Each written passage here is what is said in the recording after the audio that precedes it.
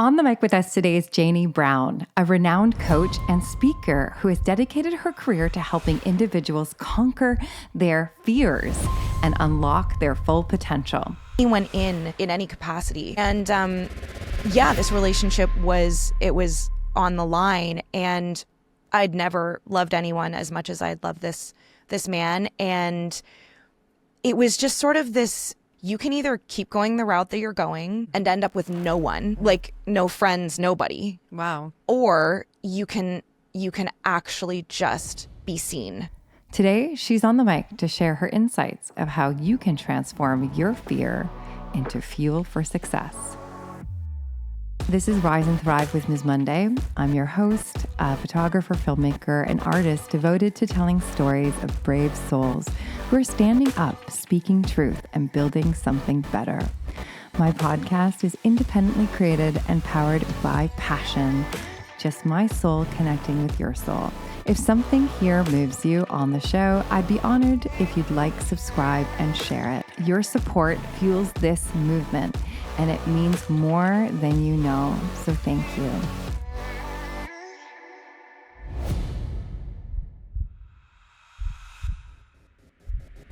Thank you for listening.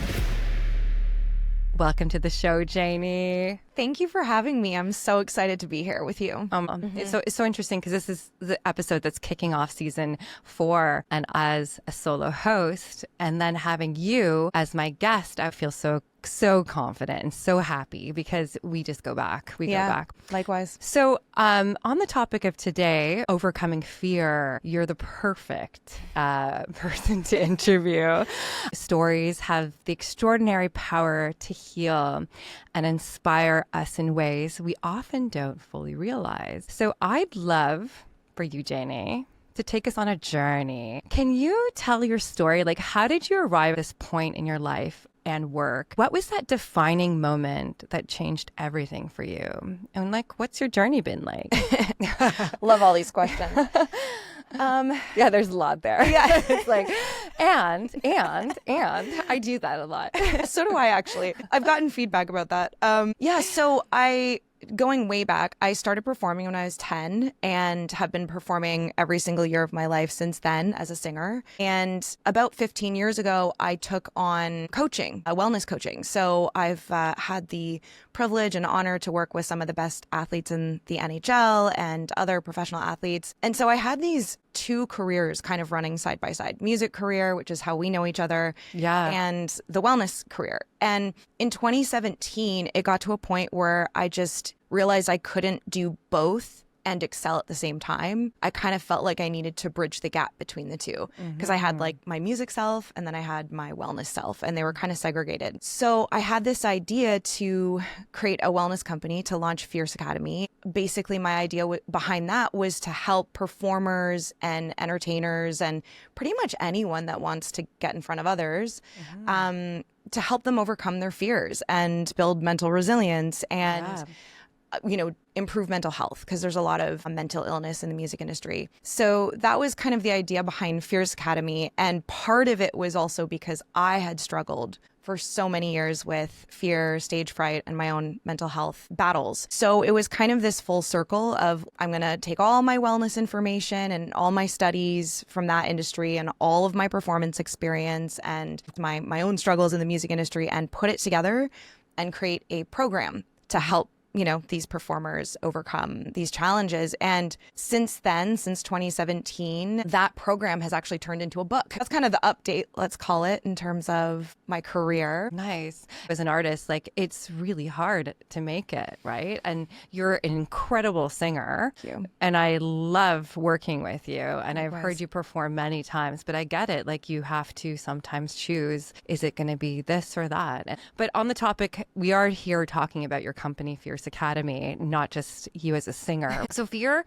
obviously, is something I'm sure all our listeners have experienced at least once, or every single one of us faces at some point, right? So whether it's our personal lives, professional lives, or past, how do you guide people to identify which fears are holding them back and which ones are actually pushing them towards growth? And can you share a time when you helped someone discover their hidden strength within their fear? Because I mean, I totally get it, but some people might not understand what that is. Can you explain? Yeah, absolutely. So with respect to which fears can propel us forward and which ones can't, I think it's pretty simple, actually. When we talk about fear, fear comes from the perceived threat of the amygdala. So the amygdala perceives threat. And when that happens, or senses threat, let's say, when that happens, we construct a fear. Sometimes the amygdala senses a threat that's very, very real. You know, if it's a wild animal on the street or someone's attacking you, like these are real threats to your life. And in that sense, we want to listen to the fear. We want to use that as our best friend to survive. But everything, or let's say most things outside of that, are fears that are constructed kind of in our imagination. It doesn't mean that there isn't a real, like a real stimuli that's creating that sense of threat. But a lot of, you know, aside from harm to your life and you know, just real danger, a lot of these threats are just, they're just in our head. And those threats look like taking a risk in your career, stepping on stage, you know, asking someone on a date.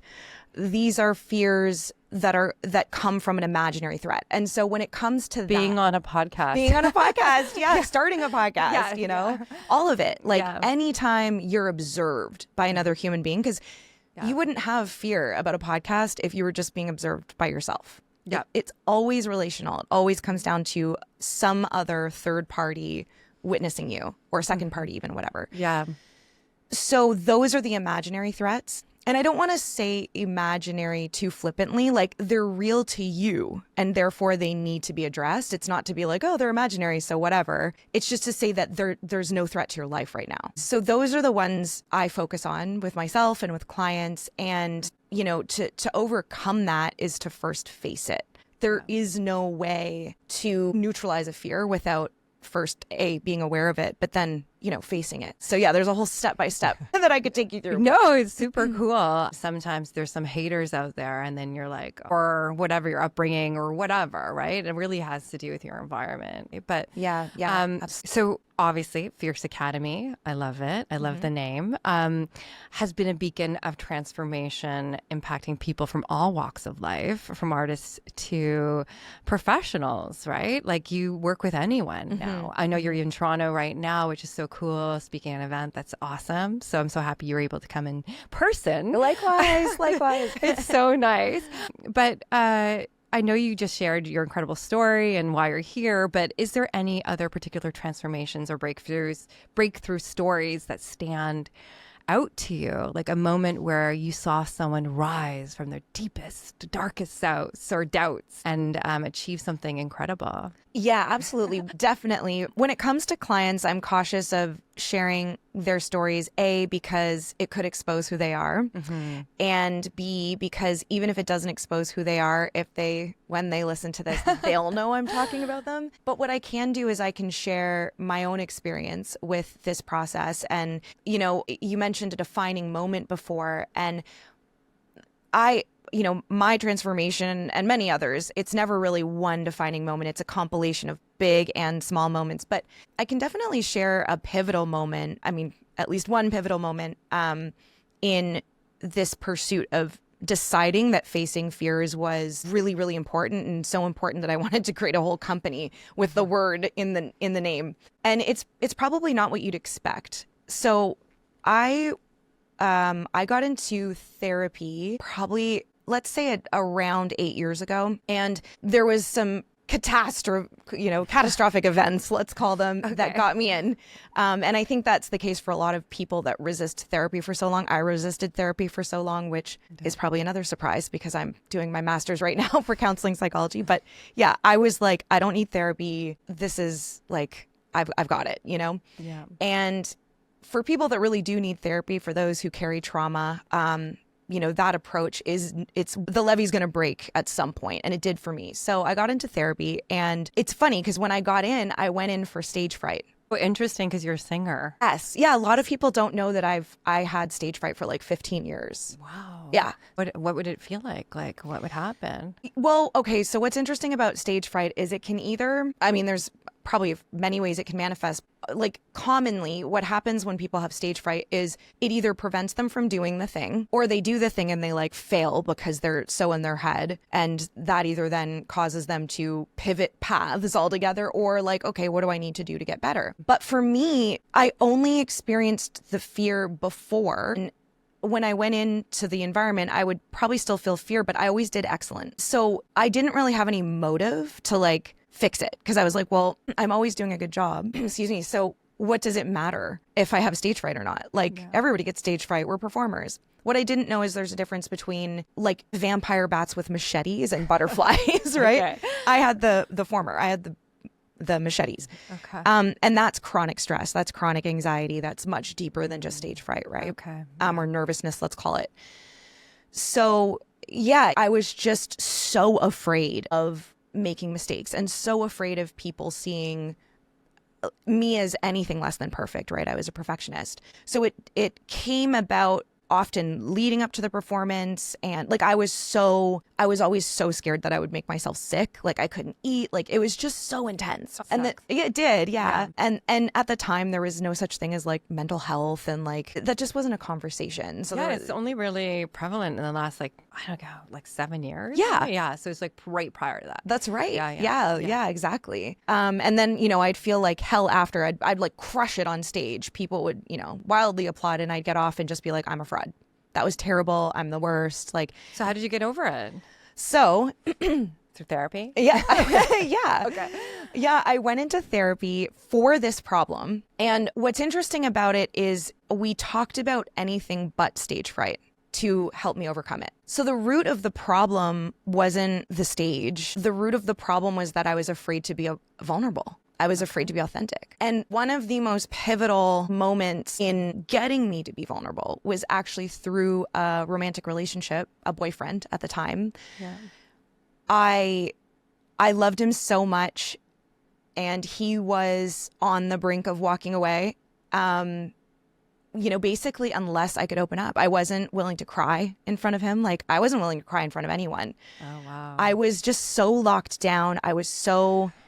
And this seems crazy now because everyone's like, duh, like you have to be vulnerable in intimate relationships and stuff. But like that wasn't, again, like it just wasn't the conversation we were having. You embodied the strong warrior. You were in Athena. Yeah. Power, right? Yes. Which I relate to too, because I'm, but no, I get it. Yeah. Like, but exactly. It was, it's hard to imagine that this was such a thing back then, because it's such a big conversation now, and there's like so much less shame around it. There's still stigma left, right, and center, but like at the time it was such a stigma. It was not talked about. It was, to me, such a weakness to show tears, to let anyone in any capacity. And this relationship was on the line, and I'd never loved anyone as much as I'd loved this man. And it was just sort of this like coming to Jesus moment of like, you can either keep going the route that you're going and end up with no one, like no friends, nobody. Wow. Or you can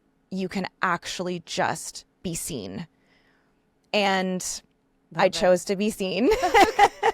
Yay. What do you mean by seen? Be seen. What does that mean? For all that I am, right? Like not just the parts of me that shine in the spotlight and the parts of me that are badass and the parts of me that win, but like the parts of me that are broken or were broken, the parts of me that are ugly, the parts of me that hide in the shadows, the parts of me where I feel weak, right? I love it. So how do you do that? How did you tap into that? Honestly, I struggle with that myself too. Like, I mean, I know especially now with social media, like everyone's on and everyone's showing, like even putting these things up on social, I'm like, oh, do we have to do video? Really? Audio? Yeah. But like you have to now almost, right? I mean, you don't have to, but but I feel like, and then my mom always says, my sister-in-law, she's an influencer, and she's like, she always shows like her good side, her bad side. She's like, you know, the non-makeup, the full makeup, right? And I have struggled with that. My mom's always like, oh, she's so good. Like, I love when she doesn't wear her makeup. She looks, and I'm like, but you need it. Like, I'm wearing my lipstick. You know what I mean? I don't know. You don't need it, but I know that feeling like judgment, but judgment's huge, right? So absolutely. But that's why you're here and you're doing this. And I love that you're like helping women go through this, like, or helping professionals, people conquer this, because this is really really prevalent right now. It is, yeah. And it also can go the other way. Like there's people that show way too much. Yes. And that also is freaky to me. I don't know if there's like a one size fits all answer. I think it's so personal because I'm saying right now that me crying in front of my ex-boyfriend, for example, like was the whole wide world, right? But that's me in my personal experience. Maybe someone else wouldn't think that's a big deal because of their context. But I think one thing that I've heard Brene Brown speak about is if you're sharing out of desperation rather than a genuine place of vulnerability, it's not necessarily heroic. It's sort of it's desperation. You know what I mean? Like there's kind of a difference between I'm sharing this, I'm disclosing this thing that I keep secret for the purposes of actual growth rather than I'm literally flooding this conversation with everything because I'm like, I'm desperate. And I don't want to pathologize desperation. It's just that there's a time and a place where you do flood, aka a therapy session, right? So yeah, it's a fine balance in what people need to disclose and what they might want to titrate into a conversation depending on the conversation and who it's with. I think that, there is probably more people though that could stand to focus on how do I actually just open up at all? I'm saying because that's like the extreme, right? That's like the person that has filming themselves crying and shaking and but I get it's tough to know because I mean think about this for a second. If you're like if there is a video of someone on social like crying and having they had to like set up their camera for that. Yeah. You see what I'm saying? So it's like, I'm not saying they're not actually experiencing anxiety and emotion, but that moment is a little bit, it can be a bit performative because there's a camera there, right? Yeah. It doesn't mean you're not actually going through those things, but the actual demonstration of it on film, there is a performative element to that. And it's sort of like something to be curious about. Like, why is that something that you feel like you need to show the world? Again, it's not right or wrong. It's just why, right? And I think that no matter what, like even if someone was faking that, right? It's fair to say that either way, they still need help in some way because there's a need there that's not being met and there's a need there that they're trying to get met through that like demonstration. So like I'm no one to say what you should and shouldn't do. And I'm not saying that anything here is wrong. It's just be curious about how you're disclosing your vulnerability so that it can give you information about how you can meet your own needs or have someone else help you meet those needs. Yeah, it's interesting. Like, the full gamut of people out there. But you're right. Like, there's a lot more people probably that are that have the fear of even showing up versus like setting up a camera and filming their anxiety. But good for those who do expose themselves. And I'm working towards that myself. And same. It's a lifelong journey, honestly. I feel like, there's so much pressure, especially when you're a business owner. There are people watching you and there are people who are going to be judging your work. You're like, they are in some ways. So it's a little different versus like someone who just like works 9 to 5 and like, hey, I don't know. But then they have a boss, I don't know. There's all these like little things, which is what you work on, right? So obviously perfectionism is something many of us are conditioned to strive for, but it can often paralyze us instead of moving us forward, right? So how do you help someone who feels trapped by the need to be perfect? Because I'm sure there's a lot of listeners out there that are feeling that. But there's also like the good stuff, right? Like fear can be good, right? And you kind of talked about that in the beginning, like if you're running away from a lion, right? Yeah. But so like perfectionism is a thing. Like it's something many of us are conditioned to like strive for. And why is that? It's such a great question. It's so relevant when it comes to the topic of fear because perfectionism is this quest to not be seen for flaws out of fear that we'll be rejected. But perfectionism doesn't prevent rejection because you're rejecting yourself when you're in perfectionism. And the reason you're rejecting yourself is because perfectionism is the absence of authenticity. Why? It's because none of us are perfect. Like we are not perfect in whatever that even means, right? We have flaws, we have fears, we all have wounds. And so to like pose ourselves as if we don't have any of those things is not authentic. And so if it's not authentic, then we're not actually truly accepting ourselves for who we are, which means we're rejecting ourselves. So perfection will always lead to rejection, even though it's the very thing we're trying to prevent, because we're rejecting ourselves when we are putting on the mask of perfection. It's a fear. It's a fear of not being liked. It's a fear of being alone. And you could argue that even though being rejected isn't like an immediate threat to your life, there is an argument to be made for it's on the trail to, you know, what could be a threat to your life. For instance, rejection could lead to isolation and not having connection. And that isolation could lead to loneliness, probably would. And then that loneliness could lead to long-term chronic loneliness, which could lead to depression, which could lead to death. So like there is a real honest fear around, well, all fears are honest, but just this, there is a connection there between like an actual threat to life. It's not immediate and we can nip it in the bud, but it does make sense that we're so afraid of that. And I think everyone has fear around being perceived in a certain way in certain contexts. So for instance, not everyone has fear getting in front of people speaking, but maybe that same person has fear asking someone out on a date or revealing their feelings towards someone. You know, for me, what was interesting was I was always so afraid to sing imperfectly, but I wasn't really afraid to like coach an entire football field of professional football players, you know, or like get in front of NHL players or like, so there's different contexts. And I think where the fear shows up the most / the perfectionism shows up the most is in the thing you care most about. And especially the thing you care most about being judged for. And so what is the path to undoing all that? It sounds simple to say this, but it's not. It's self-acceptance. Wow. It's maybe I should say it's simple, but not easy. That is a process. It is a practice. It is a verb. It is not a thing.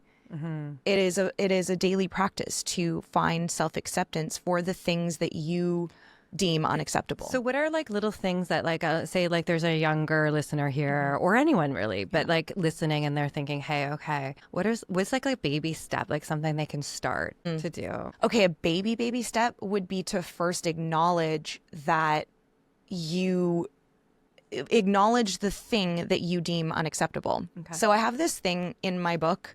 It's a concept called the trifecta. It consists of 3 A's in order to make any change: awareness, acceptance, and adjustment. So simply put, you can't change what you can't see. You need awareness to change. So they need to first have awareness of what is the thing that I'm hiding. The next step is, okay, how do I accept the reality that I'm hiding this so that I can move towards adjustment, which is where all the alchemy happens. And I don't know that there is any other way to accept what you're hiding other than to bring it out of the shadows and begin to practice. I find that there are very few things that I've pulled out of my shadows where I've been like, there's no possible way I could ever accept that about myself. Okay. Like there's harder things and easier things, but ultimately I think it's the shame that we've constructed around the thing that we're hiding that is the biggest problem. And shame decreases when we bring it into the light. Okay. Right? So you bring it to the light. It's funny because we as human beings don't sit well with the concept of, okay, like this isn't a thing that like I overtly do in order to fix. This is actually a thing that I bring in and kind of embrace. So acceptance is it's an active process. It's not, you know, giving up or submission. It's a surrender. It's an embrace of a reality that isn't going anywhere, right? It's I'm going to bring this in and integrate it rather than I'm going to look externally to do and fix and tips and tricks and hacks, right? This is a process of here's a thing that I find unacceptable about myself. And I'm going to work with bringing that in and sitting with it and embracing it as part of my whole. Okay. And I promise you, when you can do that, you're no longer going to be afraid of people finding that out. Okay. Like it's now a part of you that you walk forth with. And full circle, that's actually the thing that helped me overcome stage fright, was the process of, I'm going to be seen for my emotions in this relationship, right? The relationship I was afraid to be seen in. And that practice, that was the catalyst to help me practice that in every other aspect of my life, stage included. It is going to be okay if I sing off key. People sing off key. It's going to be okay if I trip. It's going to be okay if someone sees me cry. Like, listen to ourselves, you know? Like, It's true.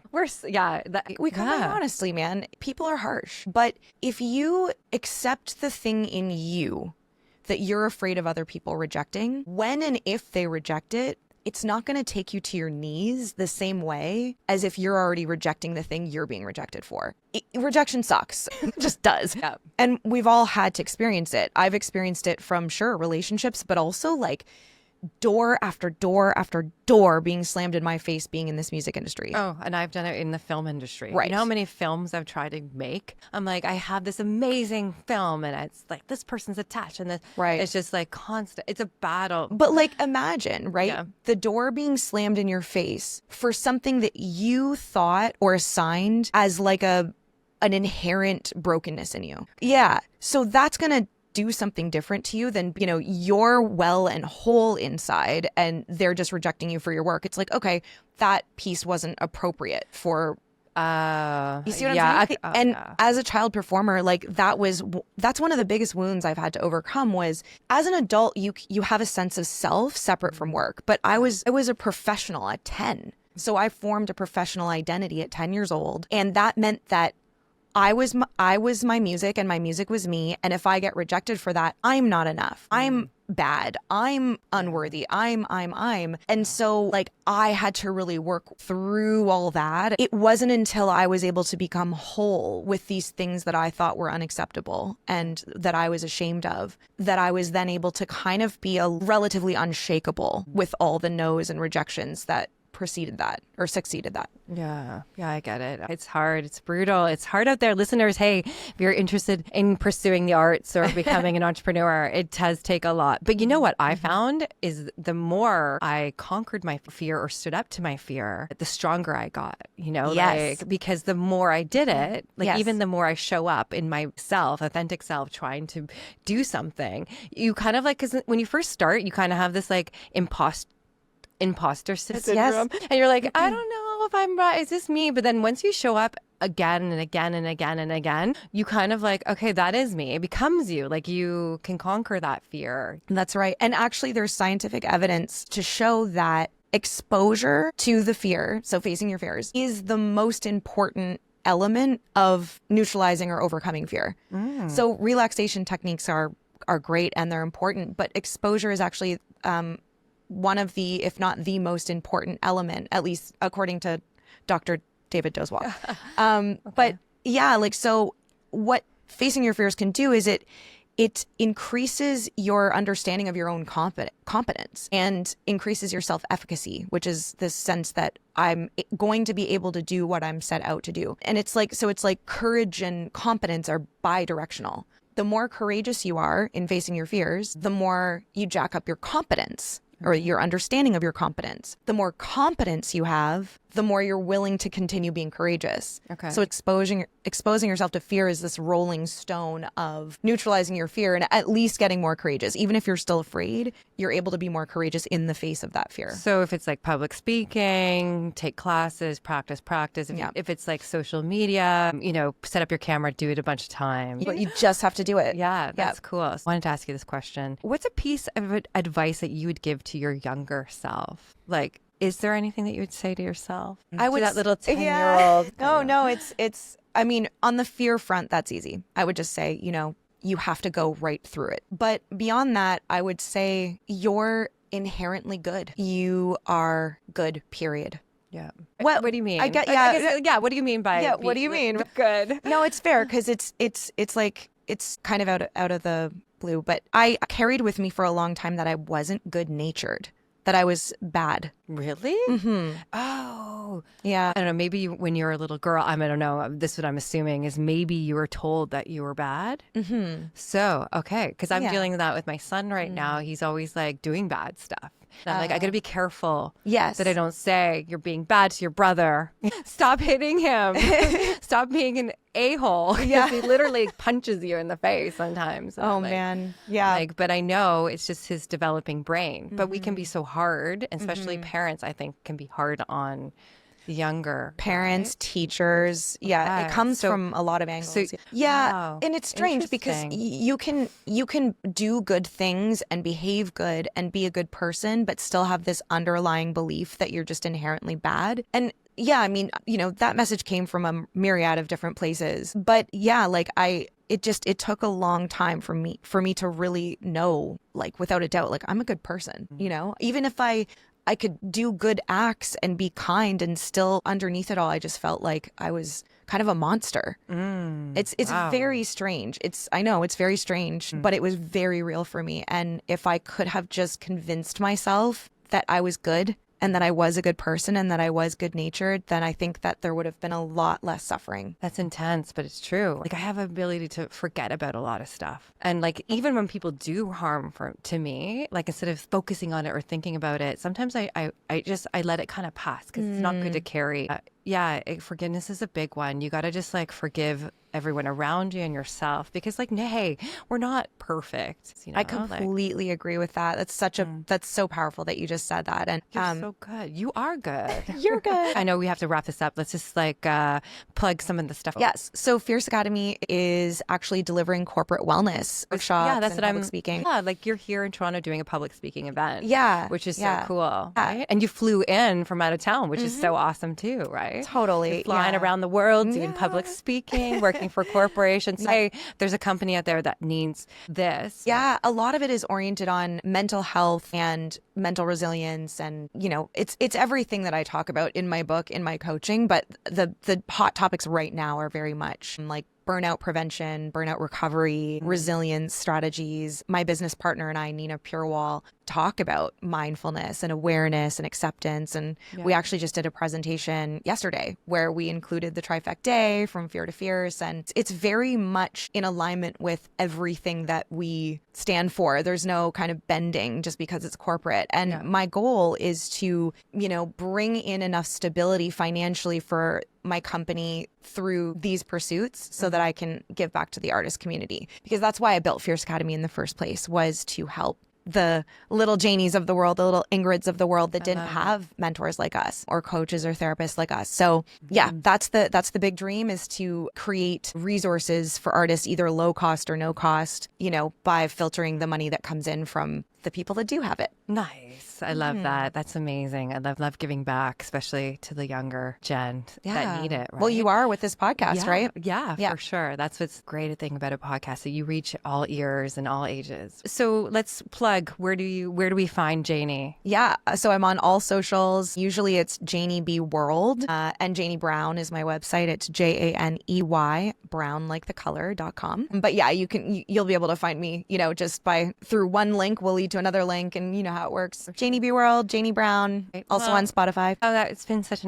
such a great episode. Thanks so much for coming in. All right, guys, that wraps it. That was another episode of the Rise Up and Fix It podcast, and today was with Janey Brown. So until next time, cheers. Heart. We love hearts everywhere. If you enjoyed our interview today, please share and like it.